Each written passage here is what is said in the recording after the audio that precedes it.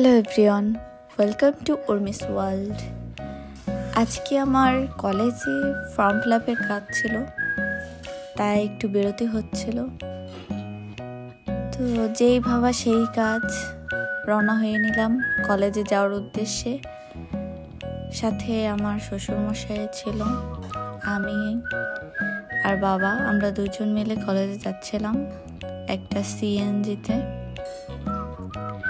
এরপর ঘোনাপাড়া চলে আসলাম, আরেকটা অটো ধরলাম ওইখান থেকে গোপালগঞ্জ যাওয়ার উদ্দেশ্যে। তো আমি কর্নার সিটে বসে নিলাম। আজকে বাইরে বেশ গরমই ছিল, বাইরে বের হওয়া হয় না, তারপরেও মাঝে মাঝে যদি কলেজের কোনো কাজ থাকে তাইলে কলেজ যাওয়া হয়। এরপর কলেজে চলে আসলাম। এখানে একটা কম্পিউটার দোকান থেকে আমি ফর্মটা নিয়ে কলেজে যাচ্ছি। এই হলো আমার কলেজ।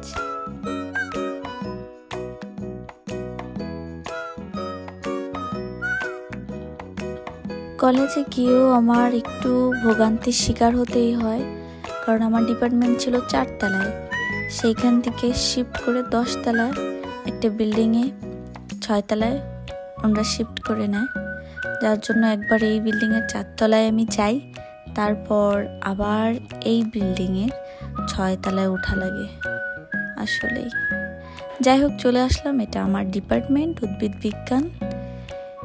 এখান থেকে আমি আমার কাজটা সেরে নেব। তা আমাদের ডিপার্টমেন্টের কিছু সুন্দর সুন্দর গাছ দেখে নিচ্ছি, এগুলো খুবই সুন্দর। তারপর কাজ শেষ করে আমি চলে যাচ্ছি। যার পথে দেখলাম আরো কিছু সুন্দর সুন্দর ফুল, এদের সাথে দেখা না করে যাওয়াটা অন্যায় হবে।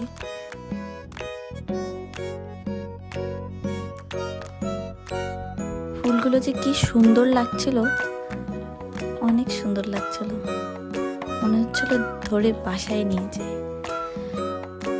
কলেজের কাজ শেষ, এখন বাবা বলল চলো আমরা একটু ইস্কন মন্দিরে যাই, ওইখান থেকে কিছু একাদশী সামগ্রী আছে, ওইগুলো কিছু আনার জন্য।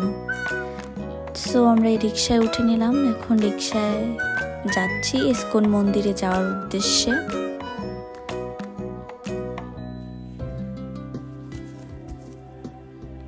চলে আসলাম ইস্কন মন্দিরে। এই যে মন্দির, এখানে একটু ঠাকুর দর্শন করে নিলাম। তারপরে ইস্কন মন্দিরের পাশে যে দোকান ছিল, এই দোকানে আমরা চলে আসলাম। এই দোকানে সব কিছু পাওয়া যায়, সব কিছু, মানে ভগবানের যত ধরনের প্রয়োজনীয় দরকারি সামগ্রী আছে সব কিছু এখানেই পাওয়া যায়। একাদশীর সামগ্রী, পুজো করার সামগ্রী, আসলেই খুব সুন্দর ছিল। ছবিগুলো এত ভালো লাগছিল, গৌরনীতার ছবি। এরপর আমরা সাবু নেব, তাই 4 প্যাকেট সাবু নিয়ে নিলাম।